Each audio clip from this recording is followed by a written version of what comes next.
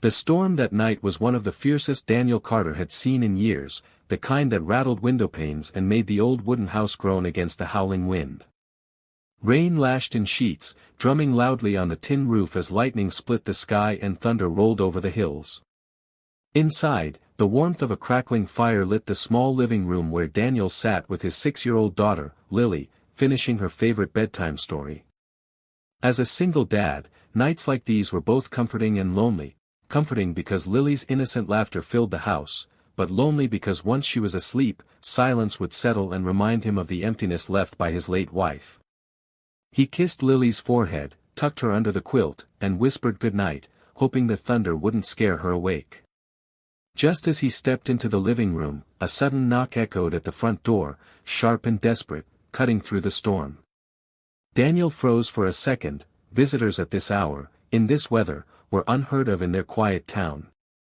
The knocking came again, harder this time, mixed with a faint, trembling voice pleading for help. He opened the door cautiously, and what he saw stopped him cold.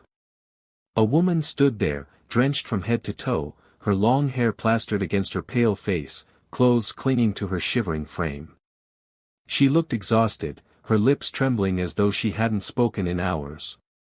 Without a second thought, Daniel stepped aside and ushered her in, pulling the heavy door shut behind her to block out the howling wind. She mumbled a faint, "Thank you," clutching the blanket he quickly handed her.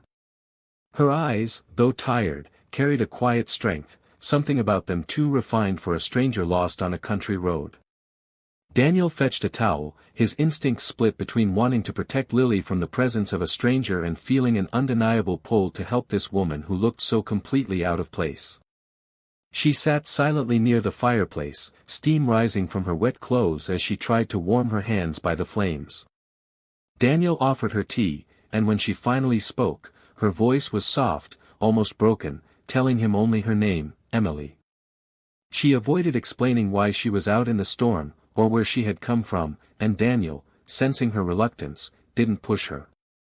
The house felt strangely different with her there, alive in a way it hadn't been in years. Lily stirred briefly and peeked out from her bedroom door, curious about the stranger. Emily gave the little girl a gentle smile, one that softened her weary features, and Daniel noticed a flicker of sadness in her eyes as though Lily reminded her of something, or someone, she had lost. That night, as the storm raged outside, Daniel realized he had let a complete stranger into his home, yet somehow, instead of fear or doubt, all he felt was an odd sense of calm, as if this meeting had been destined, written into the storm itself. As the storm continued to rage outside, the little house seemed like the only safe haven in the world, and Daniel found himself watching his unexpected guest with quiet curiosity. Emily sat near the fire, clutching the steaming cup of tea he had given her, though she barely sipped it, her fingers trembling more from something deeper than the cold. Her clothes, though wrinkled and damp, looked too fine for someone wandering aimlessly, her blouse tailored, her shoes expensive, a subtle fragrance lingering despite the storm's fury. Daniel wasn't the kind of man to pry into people's lives, especially not strangers who showed up at his door in the middle of the night, but there was a mystery about her that stirred questions he couldn't silence. Emily kept her gaze low, her shoulders tense, as though even resting on his couch was an intrusion she wasn't entitled to. Yet when Lily peeked out again, rubbing her sleepy eyes, Emily's expression softened in an instant. She smiled at the little girl with a warmth that didn't match her guarded demeanor, a smile that seemed to come from somewhere deep, as if seeing Lily gave her a momentary escape from whatever shadows haunted her. Daniel gently ushered Lily back to bed, reassuring her that the lady by the fire was just a friend caught in the storm, but when he returned, he found Emily staring into the flames, lost in thought. After a long silence, she finally spoke, her voice so quiet he almost didn't hear her over the wind. "I'm not usually like this," she murmured, almost to herself. "I don't run. I don't hide. But tonight. I just couldn't stay where I was." Her words hung in the air, heavy with unspoken meaning, and Daniel waited, hoping she would say more. But when her eyes flicked to his, there was a plea in them, not for answers, but for space, for understanding without judgment. Respecting that, Daniel simply nodded and sat across from her, letting the crackling fire fill the silence. He could tell she wasn't ready to share the full truth, and though part of him wanted to know why a woman dressed like her had been out in a storm alone, another part understood the weight of carrying secrets. Perhaps because he carried his own grief, loneliness, the struggles of raising Lily alone, he knew what it meant to guard your pain. Slowly, Emily began to relax, her breathing evening out, her shivering easing as the warmth seeped back into her. For a brief moment, the house didn't feel like his anymore, it felt like theirs, as if two weary souls had stumbled into the same harbor to weather life's storms. When she finally drifted off to sleep on the couch, Daniel found himself lingering by the fire, studying her face in the flickering light. She looked peaceful, but there was something etched into her features, a hidden battle, a story untold. He knew only her name, Emily, and nothing more, but as he pulled the blanket higher around her shoulders, Daniel couldn't shake the strange feeling that she wasn't a random stranger at all. She was someone who would change everything. The morning sun broke through the clouds as though the storm had never happened, painting the countryside in golden light, but for Daniel, the day began with a quiet sense of strangeness.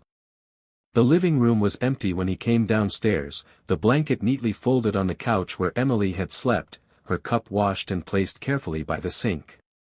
It was as though she had slipped out before dawn, leaving behind no trace except the lingering warmth of her presence.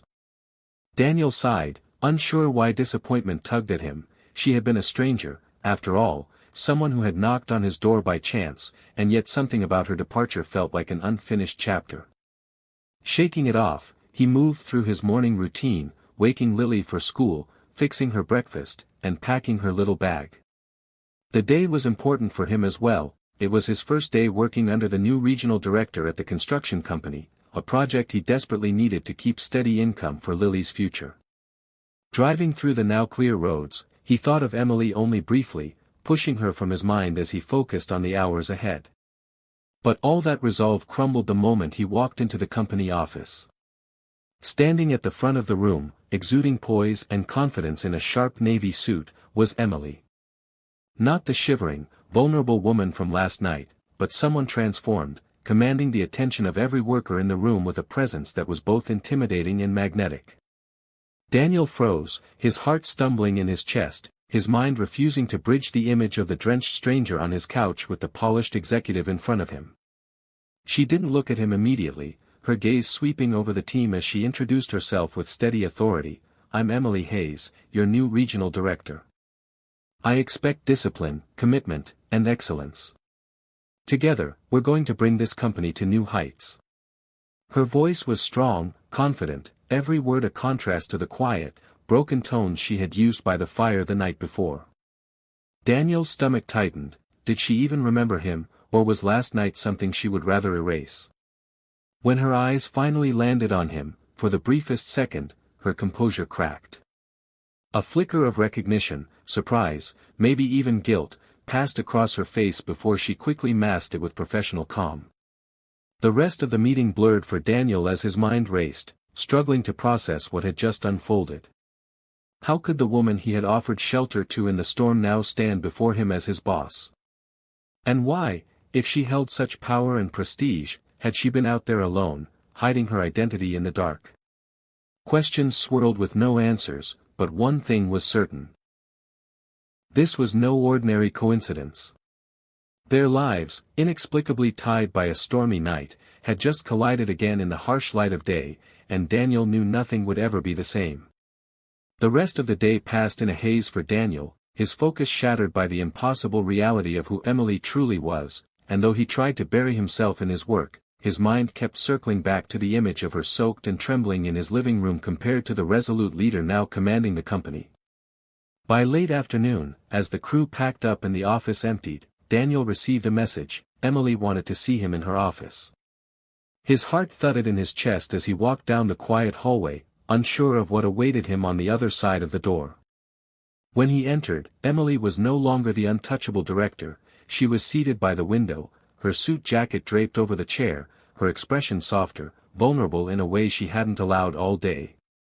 "Daniel," she began, her voice steady but threaded with something unspoken, "about last night. I owe you an explanation." She confessed that she hadn't been running from danger, not in the way he might have thought, but from the crushing weight of her life, the relentless pressure of leadership, the endless expectations, the loneliness that came with always being strong in a world that allowed no cracks in her armor.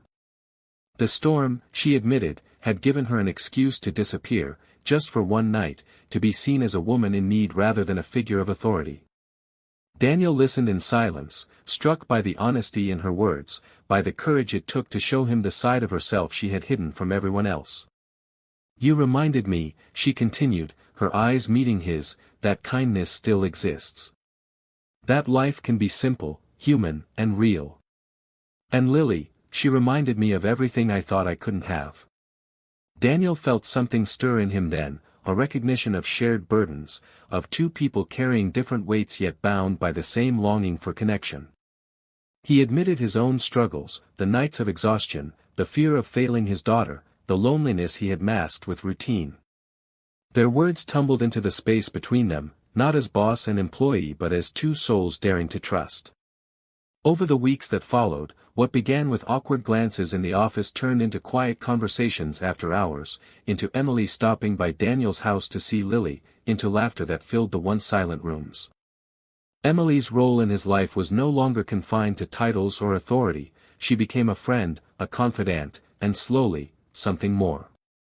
Lily adored her, and Daniel found himself watching Emily with the kind of hope he hadn't felt since before loss had hollowed him out. What had started with a storm and a stranger's knock had unraveled into something neither of them expected, a second chance, not just at love, but at life itself. And though the world outside still demanded much from them both, within Daniel's modest home, they had found a refuge, a reminder that sometimes the most extraordinary stories begin with the simplest act of opening your door.